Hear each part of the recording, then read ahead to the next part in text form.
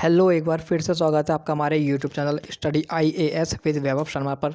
जहां पर हम आपको हिंदी साहित्य का जो वैकल्पिक विषय है उसे कंप्लीट करा रहे हैं। क्वेश्चन आंसर के फॉर्म में आपको सारे जो सवाल हैं वो करवाए जा रहे हैं, सारे कॉन्सेप्ट आपको बताए जा रहे हैं। अगर आप इनको अच्छे से फॉलो करते हैं तो डेफिनेटली 60 से 70% जो आपका पेपर है वो आपका हमारे नोट्स में से फंस जाएगा।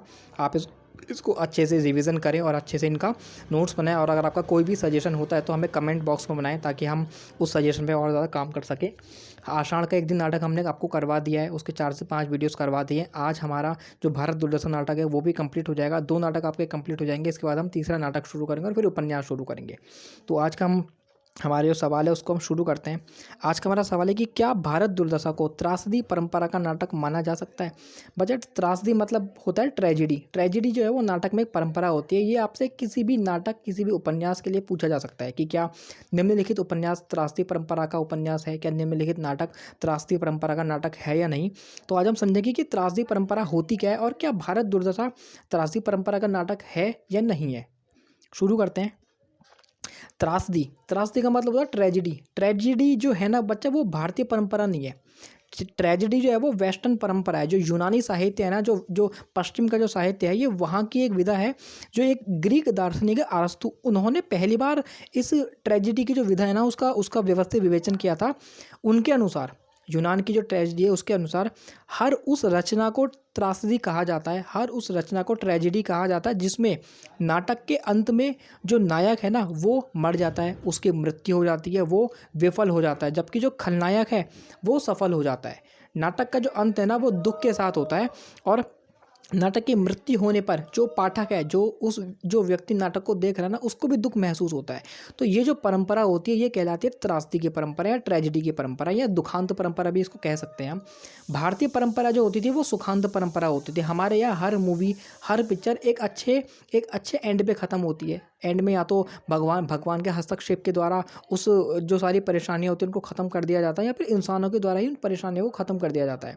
जबकि पश्चिम में क्या होता है, वहाँ पे दुखांत परंपरा चलती है। जो नाटक है उनका जो जो अंत होता है ना वो ट्रेजिक अंत होता है। ठीक है, तो क्या भारत दुर्दशा को त्रासदी के आधार पर समझा जा सकता है। तो वो तो हमने आपको एक डेफिनेशन बता दी कि कौन सी परंपरा जो है वो त्रासदी की परंपरा क्या होती है। कुछ नियम होते हैं, त्रासदी की जो परंपरा होती है वो कुछ चीज़ों पर निर्भर करती है। बच्चे थोड़ा आप इसको करेक्ट कर ले, निम्न चीज़ों पर निर्भर करती है। ये थोड़ी हिंदी टाइपिंग में मुझे दिक्कत हो जाती है तो इस वजह से ये प्रॉब्लम हुई है, इसको आप करेक्ट कर लेना। बच्चे कोई भी परंपरा त्रासदी ना, कोई भी जो नाटक है ना वो त्रासदी कब होगा, उसके कुछ नियम होते हैं, उसके हम चर्चा करते हैं। सबसे पहली बात तो यह है कि जो नायक है, जो हीरो है ना, वो भद्र साहसी होना चाहिए, उदात्त नायक हो, मतलब कि लंबा चौड़ा हट्टा कट्टा पावरफुल हीरो होना। नायक मतलब हीरो होना चाहिए। नायक जो है वो हमेशा वो सच्चाई का साथ दे, हमेशा सत्य का साथ दे, जिसकी वजह से उसको संघर्ष करना पड़े। अक्सर जब आप सही का साथ देते हो तो आपको बहुत परेशानी उठानी पड़ती है, आपको बहुत संघर्ष करना पड़ता है। पहला तो इसका नियम यह है। दूसरा नियम है कि जो नायक है ना वो बहुत ज़्यादा नैतिक हो। बहुत ज़्यादा नैतिक मतलब कि जैसे ईमानदारी, बहुत ज़्यादा ईमानदारी कूट कूट के भरी हुई है उसके अंदर, और उसकी ईमानदारी की वजह से, उसकी अच्छाई की वजह से, उसके नैतिक होने की वजह से ना वो कोई ऐसी गंभीर भूल कर दे जिसकी वजह से उसकी मृत्यु तक हो जाए। इसे बोलते हैं हैमर्शिया। ठीक है, पहला। दूसरी कंडीशन ये है। तीसरी कंडीशन ये है कि जो कथानक है, कथानक का मतलब होता है कि from beginning to from end, जो कहानी, नाटक, पिक्चर आप जो हम देखते हैं ना, शुरू से लेकर अंत तक जो पूरी कहानी चल रही होती है ना, चरित्र आते हैं, घटनाएं घटती हैं, बम ब्लास्ट होते हैं, लड़ाई होती है, वो सब जो कहलाता है ना, वो सब कहलाता है क्या, वो सबको हम कथानक कहते हैं। ठीक है, तो कथानक जो है ना वो क्रमबद्ध 5 चरणों में होना चाहिए। पहला व्याख्या हो, जो पूरा सीन है उसकी व्याख्या की जाए, फिर उसका धीरे धीरे करके उनका विकास किया जाए, फिर जो जो समस्या है वो चरम बिंदु पर पहुंचे, फिर वहाँ से कम हो और फिर वहाँ से पतन हो जाए, निगति और पतन उससे गुजरे।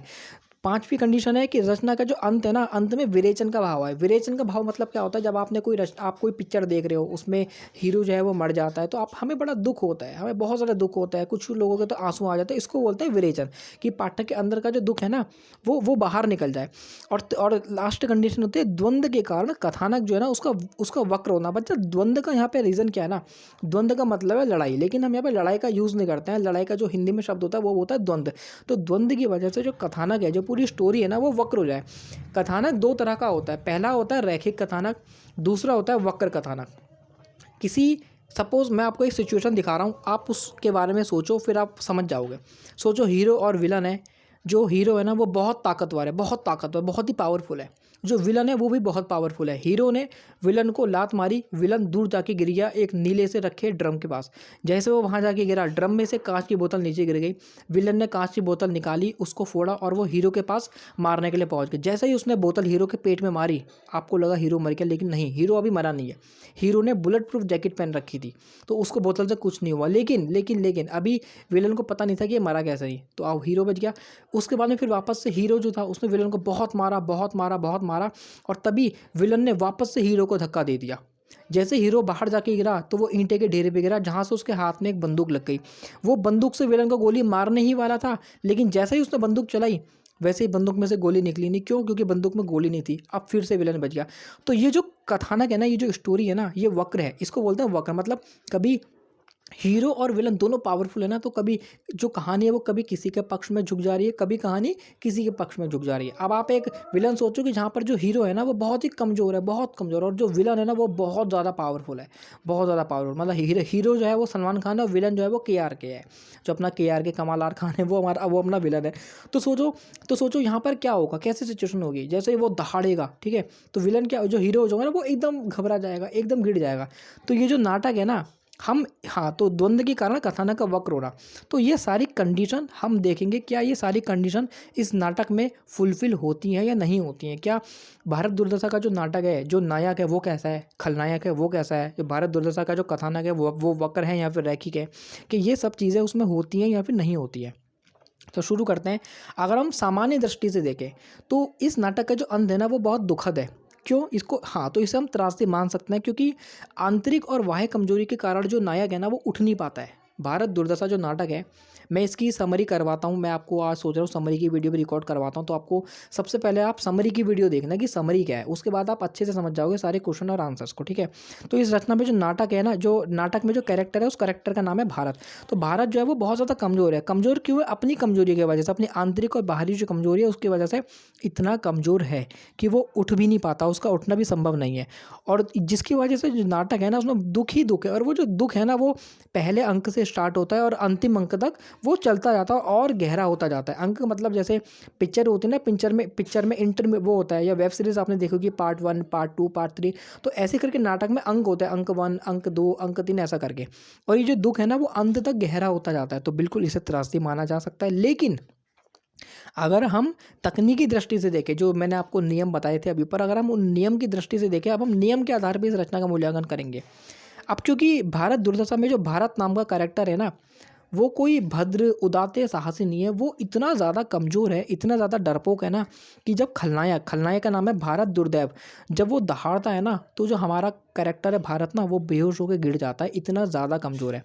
तो पहली शर्त तो फुलफिल नहीं होती है। ठीक है, ठीक है, अगली शर्त देखते हैं। तो अब जाहिर सी बात है, अगर जो हमारा हीरो है, जो हमारा नायक है भारत, वो इतना कमज़ोर है, जो विलन है वो बहुत ज़्यादा पावरफुल है, तो कथानक कैसा होगा? कथानक रैखिक होगा। कथानक तो वक्र हो नहीं सकता, जबकि होना क्या चाहिए? वक्र कथानक होना चाहिए। जबकि कथानक हमारा कैसा हो जाएगा? हमारा रैखिक हो जाएगा। क्यों? क्योंकि जो द्वंद्व है, जो लड़ाई है ना, वो पूर्णतः अनुपस्थित है। नायक का जो पतन होता है ना वो अपनी किसी गंभीर भूल के कारण नहीं होता। अगला नियम क्या था कि नायक जो है ना मरेगा तो ज़रूर, लेकिन क्यों मरेगा? अपनी गलती की वजह से, अपनी किसी गंभीर भूल की वजह से। इसमें भी नायक मरता है। भारत दुर्दशा नाटक में जो भारत नाम का नायक है वो मरता है, लेकिन वो अपनी किसी नैतिक भूल की वजह से नहीं मरता, बल्कि वो अपने ही वजह से मरता है, क्योंकि वो खुद इतना ज़्यादा कमज़ोर है।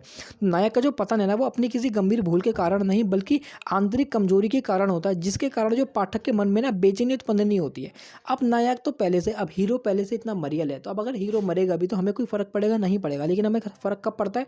जब हीरो बहुत अच्छा हो, बहुत साहसी और वो फिर मर जाए हीरो, तब हमें फ़र्क पड़ता है। तो इसलिए जो जो विरेचन का भाव है ना, वो विरेचन का भाव उत्पन्न नहीं हो पाता है। और उसकी कंडीशन क्या थी? विरेचन का भाव जो है वो उत्पन्न होना चाहिए। तो एक तकनीकी दृष्टि से अगर हम देखें ना, तो ये नाटक जो नियम है ना उनको फॉलो नहीं करता। तो इसके आधार पर जो ये त्रासदी जो है नहीं है, ठीक है। तो जैसा कि, हाँ, तो हमें वैसी बेचैनी महसूस नहीं होती जैसी जो है त्रासदी के नायक के पतन के दौरान होनी चाहिए। तो हम क्या कह सकते हैं? अंत में जो दुख है ना वो इतना सघन नहीं होता, क्योंकि नायक बेकार नायक है, हल्का फुल्का कमज़ोर नायक है, तो हमें बहुत ज़्यादा दुख जो है ना वो लगता नहीं है। बहुत ज़्यादा इंटेंस दुख नहीं होता, बहुत ज़्यादा दुख नहीं होता है कि हमें विरेचन का भाव है। विरेचन का भाव लाने के लिए ना पहले दुख होना बहुत ज़रूरी है। जब आप बहुत ज़्यादा दुखी होते हो ना तो आपके आंसू निकल जाते हैं, इसे कहते हैं विरेचन का भाव आना। लेकिन त्रासदी का ना होना, तो इस हिसाब से ना ये जो नाटक है ये त्रासदी तो नहीं है बिल्कुल भी, लेकिन इस नाटक का त्रासदी का ना होना ना ये भारत दूरदर्शन नाटक की विफलता नहीं है। जबकि वास्तविकता ये है ना कि भारतेंदु ने इसे त्रासदी के रूप में लिखा ही नहीं है। भारतेंदु ने चाहा ही नहीं कि मैं एक ट्रेजेडी के जैसा नाटक लिखूं। उनका उद्देश्य क्या था? उनका उद्देश्य था 1875 में ये नाटक लिखा गया है। 1875 में अंग्रेज़ों का राज था हमारे ऊपर, अंग्रेज हमारा शोषण करते थे। आसपास के जो भारतीय लोग थे वो इतने ज़्यादा अंधविश्वास में घुसे हुए थे, बहुत ही ज़्यादा आलस्य से भरे हुए थे वो लोग। आसपास के लोग खड़े भी नहीं उठते थे, लेटे रहते थे, सोते रहते थे, इतना आलस था। उन लोगों को जगाने के लिए भारतेंदु ने एक मोटिवेशन स्पीकर की तरह एक नाटक रचा जिसका नाम है भारत दूरदर्शन नाटक। उसमें उन्होंने भारत देश की इतनी बुरी स्थिति दिखाई है ताकि उसको पढ़ के जो आम जनता है ना वो उठ जाए। तो ये जो नाटक जो है ना ये उद्देश्यपरक नाटक है, ये कोई ट्रेजेडी वाला नाटक नहीं। भारतेंदु ने इसे ट्रेजेडी वाला नाटक लिखना ही नहीं चाहा, तो वो ट्रेजेडी नाटक कैसे हो सकता है? लेकिन ये ट्रेजेडी जो नहीं है ना वो इस नाटक की विफलता नहीं है, बल्कि वो इस नाटक की सफलता है। ठीक है, जिस कारण इसे त्रासदी के ढांचे की ज़रूरत ही नहीं पड़ी। अतः इसे सामान्य अर्थ में त्रासदी के निकट माना जा सकता है कि भाई ठीक है ये सब चीज़ें हुई तो हम त्रासदी के निकट मान सकते हैं। लेकिन त्रासदी के जो पारंपरिक अर्थ में इसको त्रासदी नहीं कहा जाता। जो त्रासदी के जो पारंपरिक नियम होते हैं उस ढांचे के आधार पर हम इसको त्रासदी जो है वो नहीं कह सकते हैं। अगर आपको एक्सप्लेनेशन अच्छी लगी हो, वीडियो को लाइक करो, चैनल को सब्सक्राइब करो। पूरा कोर्स आपको फ्री में करवा रहा हूँ यूट्यूब पे हिंदी साहित्य का, किसी ने भी नहीं करवाया। क्वेश्चन आंसर की तरह तो किसी ने भी नहीं करवा रखा है। अच्छी पीपीटी बना के दे रहा हूँ, अच्छे से लिखो, नोट्स बनाओ और रिवीजन करो। चैनल को सब्सक्राइब करो। अगर आपको एक्सप्लेनेशन अच्छी लगे डिस्क्रिप्शन वीडियो में कमेंट करो अगर आपको कोई सुझाव है। ठीक है, आपके सुझाव बिल्कुल माने जाएंगे। और थैंक यू सो मच। ठीक है।